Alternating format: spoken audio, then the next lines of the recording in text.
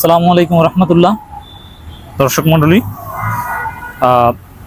শেখ হাসিনা এবং আওয়ামী লীগের বিরুদ্ধে আমিরে জামাত, বাংলাদেশ জামাত ইসলামের আমির ডাক্তার শফিকুর রহমান নতুনভাবে কঠিন বার্তা দিয়েছেন।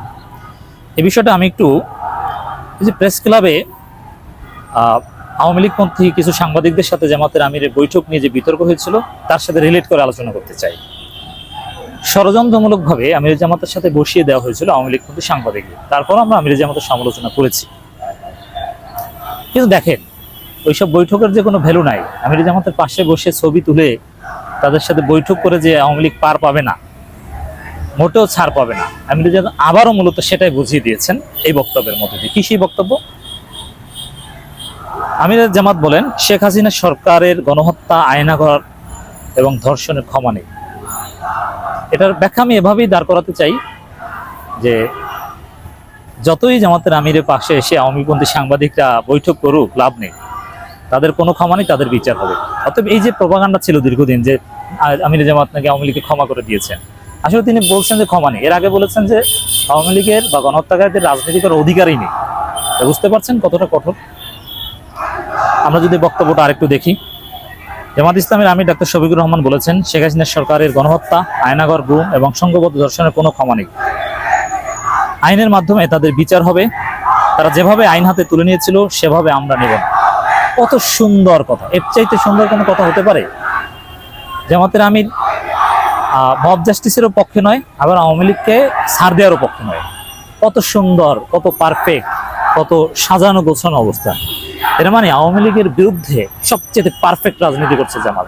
আর নিজের হাতে তুলে নিয়ে কোনো বিশৃঙ্খলাও নয়, আবার কোনো ছাড়ও নয়। মূলত প্রেস ক্লাবে কিসের বৈঠক?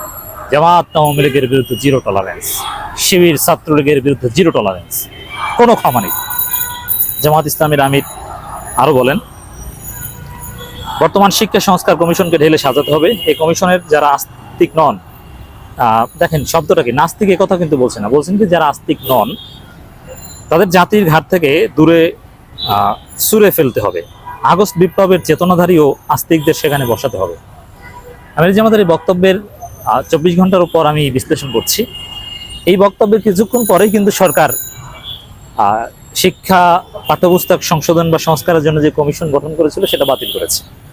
অতএব জামাতের আমিরের বক্তব্যের তাৎপর্য কত দূর? হ্যাঁ, শেখ আহমদুল্লাহ বা কমি আলেম ওলামারা বলেছে, কিন্তু দেখলেন তো আহমদুল্লাহ বলার পর, আমির জামাত বলার পর সবাই যদি একসুরে বলতে পারে তাহলে পাঠ্যপুস্তক বা এগুলো বাতিল হয়।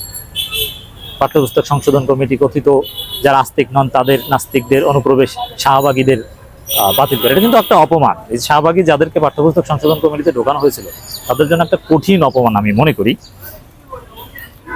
এই সংশোধন কমিটি বাতিল করা। এটা শিক্ষা।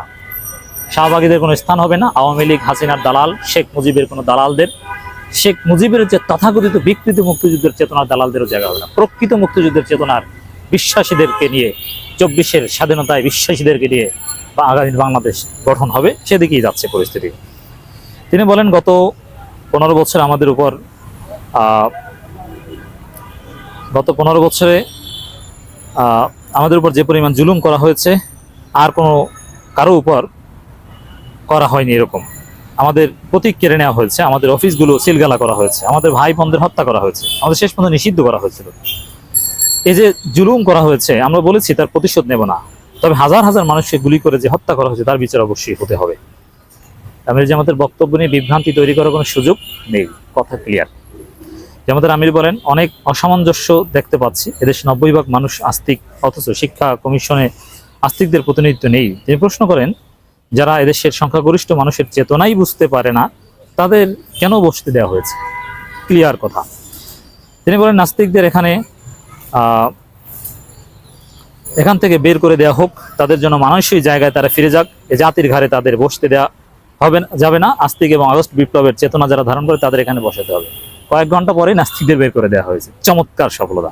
জামাতের আমির বলেন, সাংবাদিকরা প্রশ্ন করেন, আমাদের দলের শহীদ সংখ্যা কত?